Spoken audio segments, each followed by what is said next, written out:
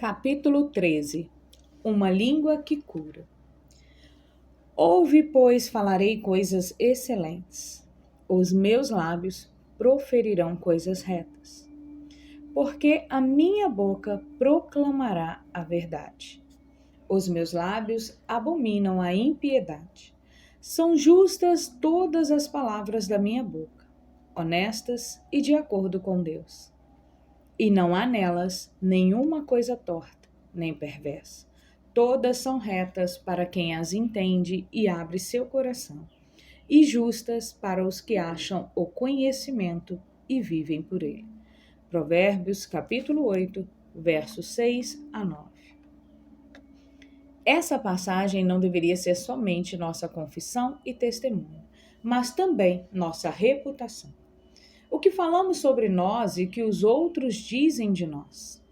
Infelizmente, aprendemos na vida a falar com rodeios. Quando nos comunicamos, quase sempre os outros não têm a menor ideia do que falamos. Devem nos comprometer com a comunicação simples, direta, honesta e verdadeira. Como Tiago nos disse, bênçãos e maldições não devem estar juntas em nossa boca. Ao contrário, temos de ser como a mulher de Provérbios 31. Em nossa boca deve estar a instrução da bondade. Como filhos de Deus, cheios do Espírito Santo, devemos manifestar os frutos do Espírito, principalmente a bondade, a benignidade, a mansidão e a humildade. Esta deve ser nossa disposição. Qual é a sua disposição? Como o leão que ruge e o urso que ataca, assim é o perverso que domina. Provérbios capítulo 28, verso 15.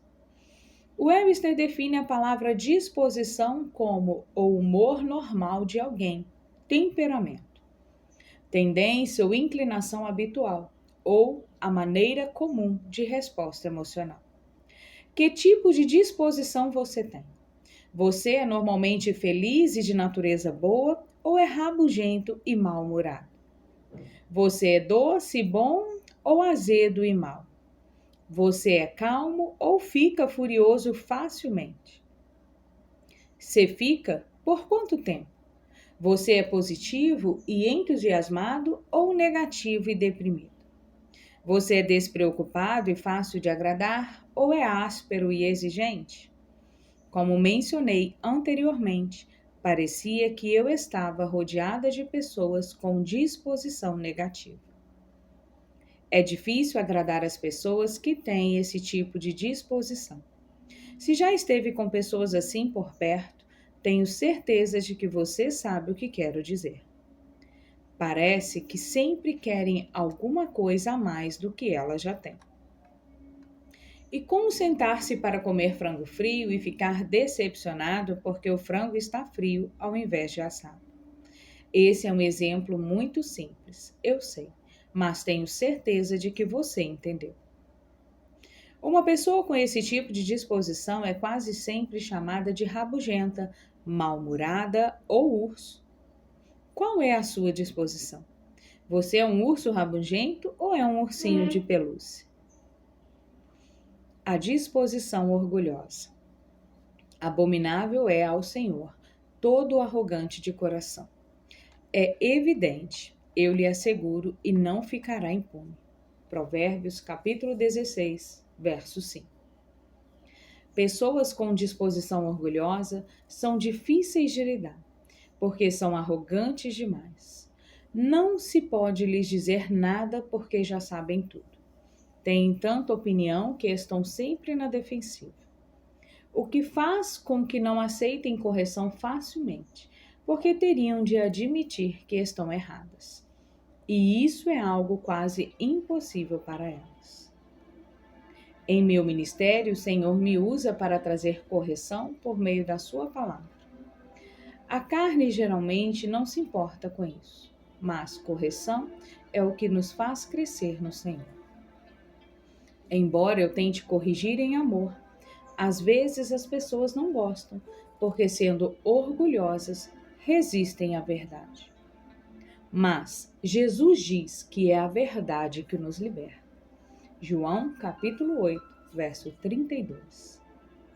Lembre-se, pessoas livres são pessoas felizes. Além de estar sempre na defensiva, pessoas orgulhosas quase sempre estão ocupadas tentando convencer os outros de que precisam mudar ou do que precisam fazer. Foi incrível aprender que não é meu trabalho convencer a ninguém. Esse é o trabalho do Espírito Santo. Em João, capítulo 16, versículo 8, Jesus disse que é o Espírito Santo quem convence as pessoas da verdade. Isso significa que não temos que tentar brincar de Deus na vida de outras pessoas. Mencionei como costumava fazer isso com meus filhos. Não sabia fazer como meu marido, que se baseava na palavra de Deus para dizer-lhes o que deviam fazer e continuar com as minhas tarefas, permitindo ao Espírito Santo convencê-los da verdade. Quando precisavam ser corrigidos, pensava que era meu trabalho tentar convencê-los de que estavam errados e eu certo. Eu pregava e lhes fazia sermões durante horas, tentando fazê-los concordar comigo. Aquele tipo de abordagem repetitiva e estressante deixava as crianças ainda mais frustradas. Elas mal conseguiam me aguentar. Sou grata a Deus por curar e restaurar nossos relacionamentos. Pessoas orgulhosas sentem necessidade de convencer os outros de que estão certas e eles errados. O versículo de Provérbios ensina que esse tipo de relacionamento dominante e superior não agrada a Deus. Ele deseja que seus filhos andem em bondade e humildade, e não com arrogância e orgulho. Pessoas orgulhosas quase sempre são muito rígidas, o que explica porque são disciplinadoras tão severas. Elas têm sua própria maneira de fazer as coisas e, se alguém não faz do seu jeito, reagem de forma impetuosa e às vezes até violenta. Isso é assim que tem que ser feito, senão eu agi assim com meus filhos. E é por isso que meu marido, que havia sido um militar, disse que eu daria um bom sargento. No entanto, minha atitude com minha família não estava produzindo o resultado que esperava. Na verdade, estava fazendo o efeito contrário. Finalmente, pessoas orgulhosas quase sempre são complicadas. Embora a Bíblia nos chame a uma vida de simplicidade, elas sentem necessidade de transformar tudo em algo importante. Fazer uma montanha de cada montículo. Em parte é porque tem de descobrir tudo, tem de saber as entradas e saídas de cada situação e saber a razão de tudo o que acontece na vida. Todas essas coisas ajudam a explicar porque pessoas orgulhosas não são muito felizes e pessoas infelizes não conseguem fazer outras pessoas felizes. E a pergunta é: que tipo de disposição Deus quer que tenhamos para ser uma bênção para nós mesmos e para os outros? Deus nos deu um modelo que possamos seguir? Uma disposição tranquilizadora. Eis aqui o meu servo que escolhi, o meu amado, em quem a minha alma se compraz. Farei repousar sobre ele o meu espírito, e ele anunciará juízo aos gentios. Não contenderá, nem gritará, nem alguém ouvirá nas praças a sua voz. Não esmagará a cana quebrada, nem apagará a torcida que fumega, até que faça vencedor o juízo. E no seu nome esperarão os gentios, os povos fora de Israel. Mateus capítulo 12, verso 18 a 21. Como crentes, como filhos amados de Deus, criados à sua imagem, Ele quer que tenhamos a mesma disposição tranquilizadora do seu Filho Jesus. Muitos de nós cremos que se Jesus andasse num ambiente de contendas, levaria apenas alguns minutos para que trouxesse paz àquela situação. Jesus era de natureza tranquilizadora. Jesus era cingido de mansidão. Não queria provar nada. Não estava preocupado com o que as pessoas pensavam dele. Já sabia quem era, por isso não sentia necessidade de se defender. Embora outros ficassem preocupados com ele, sua resposta era sempre pacífica e amorosa. Esse tipo de disposição tranquilizadora que Deus quer para mim e para você. Esse é o tipo de língua que Ele quer que tenhamos. Uma que traga encorajamento, edificação e exortação por onde quer que andemos. Somos assim ou somos rabugentos e cabeça duras? Somos humildes, simples e agradáveis ou orgulhosos, complicados e rígidos? Meu marido é uma das poucas pessoas que conheço que verdadeiramente tem uma disposição tranquilizadora. Ele é tão tranquilo que me impressiona. Ele pode estar pronto para um cochilo, mas se eu lhe pedir que vá à mercearia, ele dirá: claro, irei agora mesmo. Se fosse eu, posso assegurar-lhe que minha reação seria completamente diferente. Geralmente, pessoas com esse tipo de disposição são encorajadoras e exortadoras. Não importa o que esteja acontecendo ao seu redor, ou o que os outros estão dizendo ou fazendo. Parece que elas sempre têm uma palavra de encorajamento e bondade para compartilhar com todos. Essa é a maneira que Deus pretende que sejamos. É para isso que Ele nos deu a língua, não para cortar pessoas em pedaços, julgar, criticar e condenar aqueles que discordam de nós. Como mensageiros de Deus, porta-vozes, embaixadores da paz, não devemos ser ásperos e duros, orgulhosos e arrogantes, rígidos e inflexíveis. Ao contrário, devemos ser tranquilizadores e mansos, simples e humildes, flexíveis e adaptáveis, para ser da maneira que Deus quer que sejamos, seus representantes na terra. Devemos nos despojar de nossa velha natureza e nos revestir da nova natureza, que é a natureza de seu amado Filho Jesus Cristo. Uma nova natureza. No sentido de que, quanto ao trato passado, vos despojeis do velho homem, deixeis de lado e descarteis vosso velho eu, que se corrompe segundo as concupiscências do engano, e vos renoveis no espírito do vosso entendimento, tenhais uma mente nova e atitude espiritual. E vos revistais do novo homem, o eu regenerado, criado segundo Deus em justiça e retidão, procedentes da verdade. Efésios capítulo 4, versos 22 a 24. Na versão King James, a declaração da abertura do versículo 22 diz: despojai-vos concernentes à antiga conversão do velho homem. Embora a palavra grega anastrope nesta passagem não seja mais traduzida como conversão, nas versões mais modernas, porque o significado dessa palavra em inglês mudou do tempo do King James, em que era comportamento, ainda creio que haja uma ligação vital entre conversão e comportamento, que é um reflexo e expressão de nossa natureza. O Senhor me revelou que nossa natureza é vista por intermédio da nossa conversão. Significa que o tipo de pessoa que somos é revelado por nossa fala. Nossa natureza sai por nossa boca. Se tivermos uma disposição tranquilizadora, nossas palavras trarão essa tranquilidade às águas turbulentas. A Bíblia não diz que a resposta branda desvia o furor? Provérbios capítulo 15, versículo 1. Isso é verdade.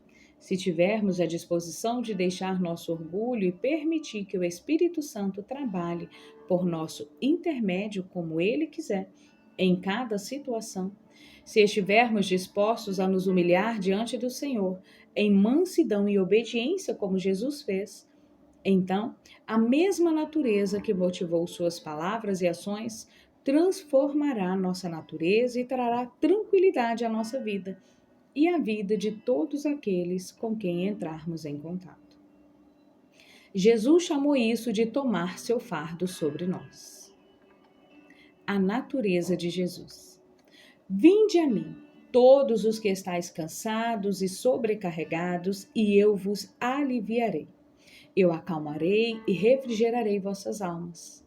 Tomai sobre vós o meu jugo e aprendei de mim, porque sou manso, dócil e humilde de coração, e achareis descanso, alívio, sossego e refrigério para a vossa alma.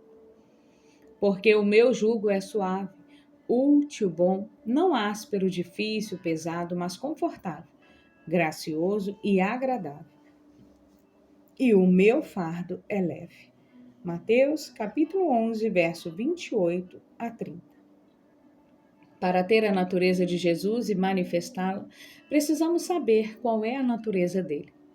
Cada um de nós tem uma natureza diferente. Não há dois exatamente iguais. Nossa natureza também muda à medida que passamos por experiências e ciclos da vida. Com o passar dos anos, tenho visto a transformação em minha natureza e na do meu marido. Sou do tipo que tem uma personalidade briguenta.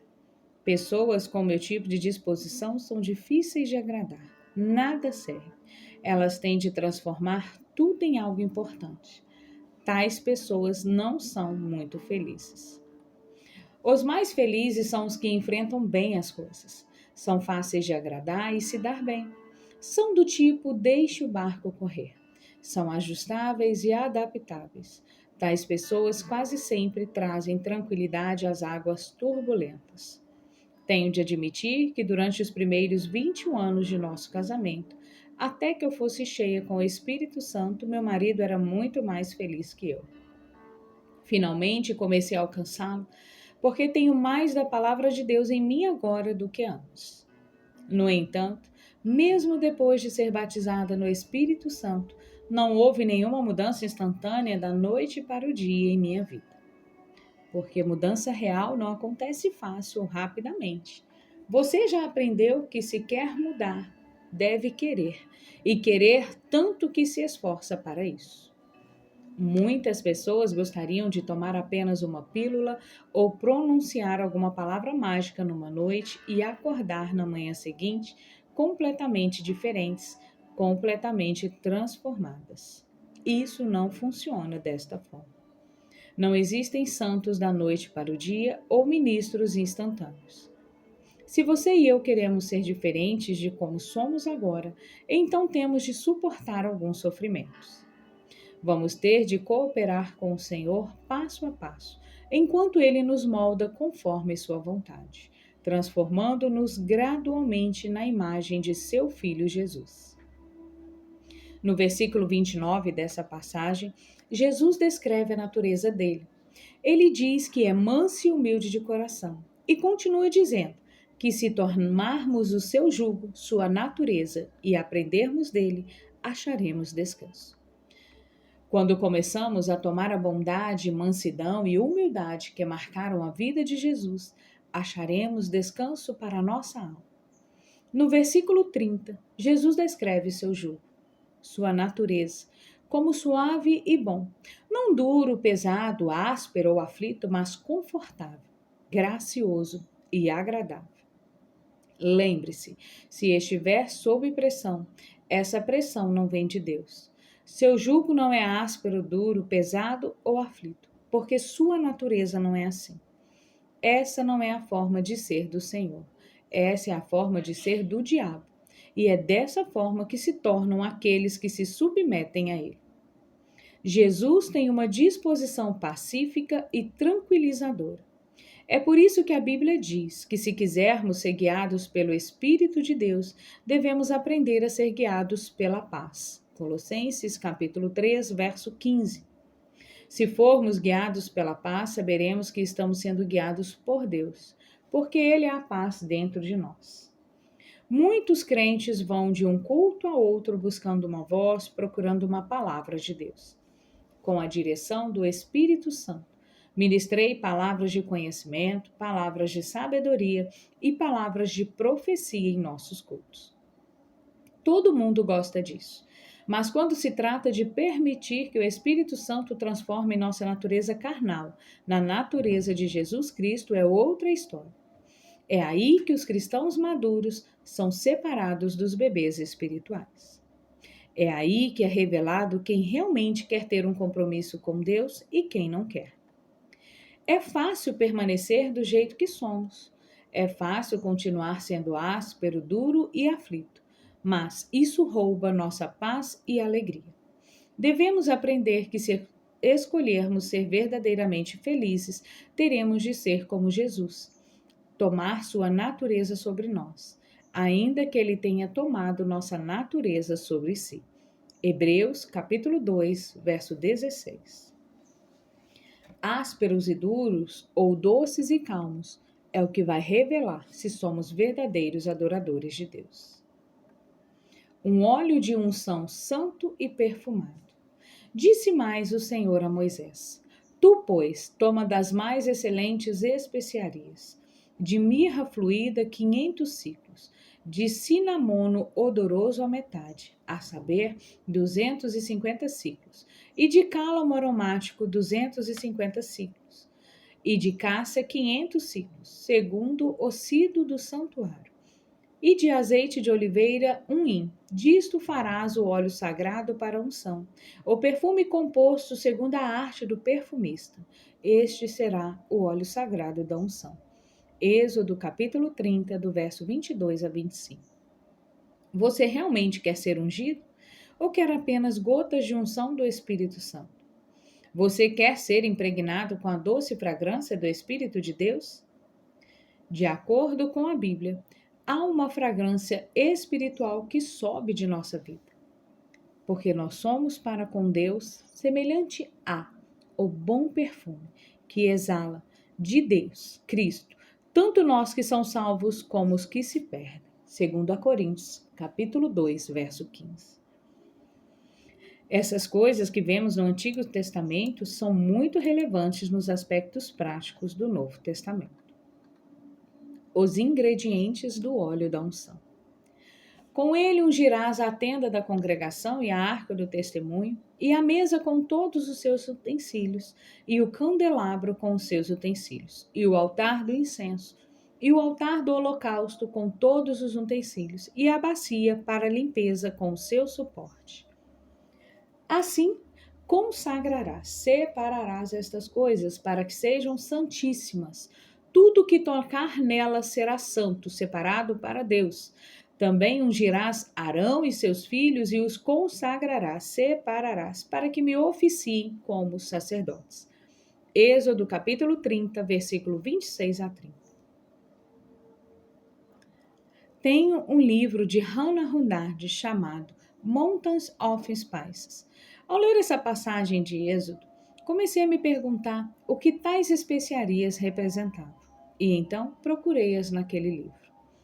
De acordo com a autora, a mira representa a mansidão, visto que a receita para o óleo da unção pede 500 ciclos de mirra. Isso representa uma grande quantidade de mansidão.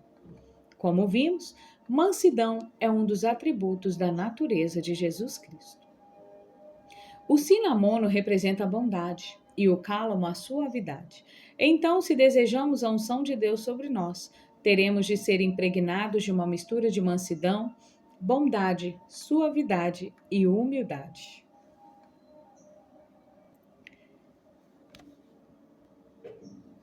Cresça em Cristo e em amor. Digo, pois, que durante o tempo em que o herdeiro é menor, em nada difere de escravo, posto que seja ele senhor de tudo, mas está sob tutores e curadores até o tempo predeterminado pelo Pai. Gálatas, capítulo 4, verso 1 a 2. Devemos crescer e tornar-nos maduros em Cristo para reivindicar a herança completa que está separada para os filhos de Deus. No capítulo 4 de Gálatas, o apóstolo Paulo diz que quando um menor recebe uma herança, ela é entregue a um tutor, até que o menor atinja a maioridade. Como herdeiros de Deus e co-herdeiros com Cristo, Romanos, capítulo 8, verso 17, temos uma herança em Cristo. Mas até que deixemos as coisas de menino e cresçamos, essa herança é guardada para nós, pelo Espírito Santo. Só recebemos as bênçãos de Deus quando atingimos a maturidade suficiente para lidar com elas. Uma maneira de mostrarmos maturidade é pelo controle da língua.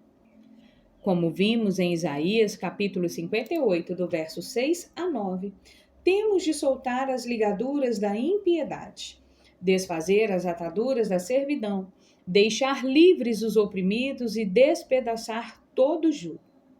Temos de repartir o pão com o faminto e recolher em casa os pobres desabrigados. Temos de cobrir o nu e não nos escondermos do nosso semelhante.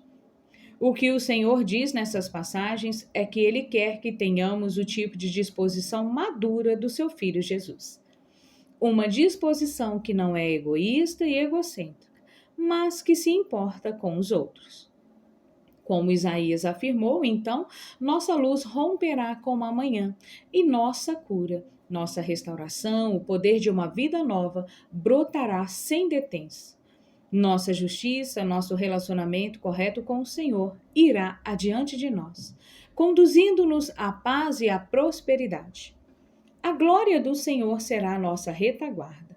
Clamaremos ao Senhor e Ele nos responderá.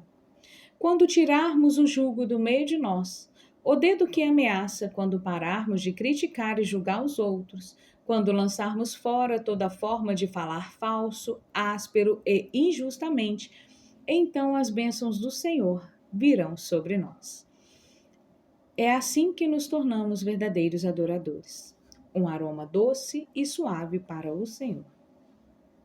Uma fórmula para viver no reino, pelas quais nos têm sido doadas as suas preciosas e muito grandes promessas, para que por elas vos torneis coparticipantes da natureza divina, livrando-vos da corrupção, podridão e corrupção das paixões, lascívia e ganância que há no mundo. Por isso mesmo vós, reunindo toda a vossa diligência, as promessas divinas, associai, tornai participantes com a vossa fé a virtude, excelência, resolução, energia cristã. Com a virtude desenvolvei o conhecimento, inteligência. Com o exercitando o conhecimento, desenvolvei o domínio próprio. Com o domínio próprio, a perseverança, paciência, persistência. Com a perseverança, desenvolvei a piedade. Com a piedade, desenvolvei a fraternidade. Com a fraternidade, desenvolvei o amor. Porque estas coisas, existindo em vós e em vós aumentando, fazem com que não sejais nem inativos, nem infrutuosos no pleno conhecimento de nosso Senhor Jesus Cristo, o Messias, o ungido. Segundo a Pedro, capítulo 1, do verso 4 a 8. Nessa passagem, há uma fórmula bíblica para sair da carne e entrar na natureza divina, e para experimentar o verdadeiro viver no reino. Nosso relacionamento com Deus começa no pátio externo. De lá, passamos para o pátio interno e, finalmente, para o Santo dos Santos. Nossa vida cristã começa com o novo nascimento.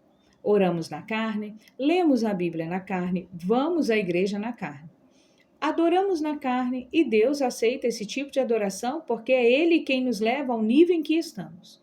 Mais tarde Ele dirá: é hora de passar para o pátio interno, por intermédio da mensagem de santidade. A mensagem da santidade diz que antes Deus permitia certas coisas, mas agora não permite mais.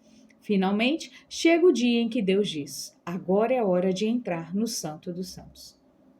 Para entrar naquele lugar, toda a nossa vida deve ser colocada sobre o altar diante do Senhor. Não podemos mais reservar as pequenas coisas que queremos para nós mesmos. Devemos desistir de tudo por Deus e nos tornarmos verdadeiros adoradores em espírito e em verdade. João capítulo 4, verso 23. Isso significa que devemos estar prontos para viver diante de Deus como Ele deseja, confiando que nos dará a graça para isso. Filipenses capítulo 2, verso 13. Nessa passagem, a primeira coisa que nos é dita é que devemos tomar as promessas de Deus e zelar por elas. Muitas pessoas estão paradas bem no início, elas nunca vão além das promessas de Deus.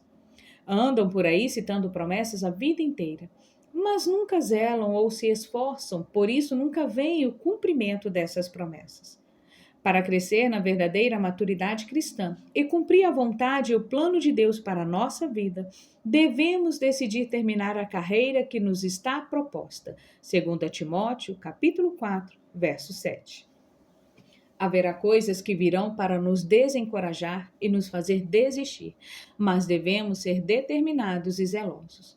Devemos acrescentar fé ao nosso zelo, que por sua vez desenvolve a virtude ou a excelência. Há momentos em que o Senhor dirá: você não pode mais ser preguiçoso, desleixado e indisciplinado.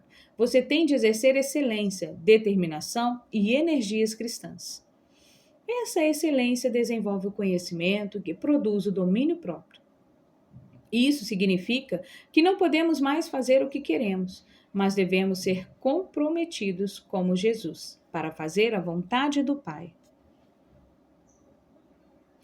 Uma vez que desenvolvemos o domínio próprio, ele, por sua vez, nos leva à firmeza, que é paciência ou resistência. Paciência não é apenas a capacidade de esperar, mas a capacidade de esperar com uma boa atitude. Enquanto esperamos, nossa vida deve exalar aquele doce aroma diante do Senhor. Com certeza é mais fácil exalar um bom aroma quando as coisas estão indo do nosso jeito. É muito mais difícil quando tudo está contra nós. Quando aqueles ao nosso redor estão tendo suas orações respondidas, enquanto as nossas próprias orações parecem não passar do teto. Nessas horas, pode parecer que Deus está surdo, que por alguma razão que não conseguimos entender, ele se recusa a nos ouvir. Todos nós passamos por isso. O teste é: que tipo de fragrância exalamos enquanto esperamos? Nossa firmeza, nossa paciência e nossa resistência nos leva a algo chamado temor. É quando começamos a ser expostos a uma enxurrada constante de mensagens de santidade. Por quê? Porque Deus lida com cada virtude cristã, uma de cada vez. Ele está nos levando a algum lugar. Deus está nos levando para si mesmo, capacitando-nos a permanecer na sua santa presença. Ele está nos preparando para sermos usados por Ele no grande avivamento dos últimos dias. Depois do temor, vem a afeição fraterna, que na versão King James chama de bondade fraterna. Esse tipo de afeição ou bondade fraterna produz o verdadeiro amor cristão, que é a tradução da Bíblia amplificada da palavra grega ágape, que significa amor semelhante ao de Deus. Cinge-vos de humildade. Cinge-vos todos de humildade, como a veste de um servo, para que não possa ser tirada de vós, livres do orgulho e arrogância. Porque Deus resiste aos soberbos, insolentes, presunçosos, jactanciosos. E ele os frustra, se opõe e os derrota. Contudo, aos humildes concede a sua graça. Favor, pensa. 1 Pedro, capítulo 5, verso 5. Na época em que comecei este estudo sobre a língua, o Senhor me revelou, por intermédio dessa fórmula, que eu estava certa sobre ágape. Enquanto eu relembrava minha vida até aquele ponto, pude ver que o Senhor me sustentou em cada um dos estágios de crescimento cristão. Agora ele dizia que era hora de fazer como Pedro declarou, cingir-me com a humildade de Cristo. Creio que Deus diz isso para cada um de nós. Devemos cingir-nos com o manto de humildade, mansidão, bondade e suavidade. Devemos usar esse manto no mundo, agir como Jesus, exalar um doce aroma e ter uma personalidade tranquila. Depois que recebi essa mensagem do Senhor, eu estava ministrando em uma reunião e no final do culto um homem veio até mim e disse: sinto que esta será somente uma confirmação, mas tenho uma palavra do Senhor para você. Ele continuou a citar essa passagem, 2 Pedro, capítulo 1, do verso 4 ao 9, e disse: o Senhor diz que você está na bondade, e depois disso vem o reino. Como disse anteriormente, sou cuidadosa com as palavras de outras pessoas, mas neste caso não há como aquela palavra ter sido acidental. Ele me encorajou muito, porque acreditei que era uma confirmação do que Deus já tinha me mostrado. Esteja pronto para ser transformado. E todos nós, com o rosto desvendado, contemplando na palavra de Deus como por espelho, a glória do Senhor, somos transformados de glória em glória na sua própria imagem, como pelo Senhor o Espírito. segundo a Coríntios, capítulo 3, verso 18. A mudança que precisa acontecer em cada um de nós não vem da nossa vontade, da nossa força ou das nossas boas obras. Ela vem de conhecer a Deus pessoalmente e intimamente. Neste capítulo final, não ensinarei 7 passos para crescer no conhecimento do Senhor. Direi qual é a sua única responsabilidade. A confissão é boa, faz coisas na vida do crente, mas não muda o homem interior. Certos tipos de programas de oração são bons, ajudam a desenvolver a disciplina espiritual, mas não muda o homem interior. Ler a Bíblia, frequentar a igreja e muitos outros exercícios são bons. São coisas que cada crente tem que praticar, mas elas não mudam o homem interior. Só existe uma maneira de mudar o homem interior. É colocando-se na presença de Deus e permitindo que Ele faça uma obra no seu interior. No momento, toda a igreja de Jesus Cristo está trabalhando e se esforçando, tentando mudar. Deus me revelou que apreciaria muito se todos nós apenas o contemplássemos em Sua palavra e permitíssemos que Seu Espírito nos transformasse em Sua imagem. Nós, carismáticos, nos tornamos tão religiosos. Na verdade, temos nossa própria religião. Planejamos e programamos tudo em nossa vida espiritual. Não há nada de errado com a disciplina e a ordem, mas se planejamos e programamos as coisas e deixamos Deus de fora, então temos um problemão em nossas mãos. A única coisa que vai nos transformar verdadeiramente é entrar na presença de Deus e esperar que Ele faça o que não podemos fazer sozinhos. Não estou desafiando você a sair e tentar ser bom, humilde, manso ou amoroso. Essa é a mensagem que você captou deste livro. Então você ficará frustrado. Esta mensagem não tem intenção de trazer condenação para você, para o que você é ou foi. É para trazer encorajamento para o que você pode ser. E se quiser submeter-se ao Espírito do Deus vivo. O Senhor está procurando pessoas que desejam ser mudadas do que são agora, para que somente Ele pode fazê-las ser. O primeiro passo nesse processo envolve quase sempre uma mudança no discurso. Isso foi verdade para Abrão e Sarai, que tiveram de aprender a chamar-se por nomes diferentes. Foi verdade para Moisés, que deu a desculpa de não poder falar adequadamente dado a um problema com a língua. Isso foi verdade para Isaías, que disse ser um homem de lábios impuros, que vivia no meio de um povo de impuros lábios. E isso foi verdade para Jeremias, que alegou ser jovem demais para falar pelo Senhor. E isso será verdade para você e para mim, se quisermos ser mudados. O Senhor fará nossa transformação e transfiguração, de sua própria maneira e em seu próprio tempo, enquanto simplesmente tivermos comunhão com Ele e no homem interior. Experimentando o Senhor. Gostaria de compartilhar com vocês essa citação do livro chamado Experience the Depths of Jesus Christ. Deus habita no seu espírito. Quando você aprender como é habitar lá com Ele, sentirá que a presença dele dissolverá a dureza de sua alma. E enquanto a dureza de seu coração derrete, fragrâncias preciosas exalam de sua alma. Pense nisso por um momento. Deus habitará lá no seu espírito, mas você tem de aprender a habitar lá com Ele. Produzir frutos não vem de frequentar igreja, vigília de oração, leitura da Bíblia ou confissão positiva, embora essas coisas sejam boas. Vem de conformar-se ao Senhor e permitir-lhe conformar-se a você, e sua divina presença, que dissolve a dureza de sua alma, para que as doces fragrâncias exalem de você. Você quer mudar? Quer desistir de ser duro, áspero e aflito? Quer se tornar humilde, manso, suave e doce? Quer ser como Jesus? Então aprenda a ter comunhão com Ele, para que Jesus possa desenvolver em você uma língua e um espírito tranquilo.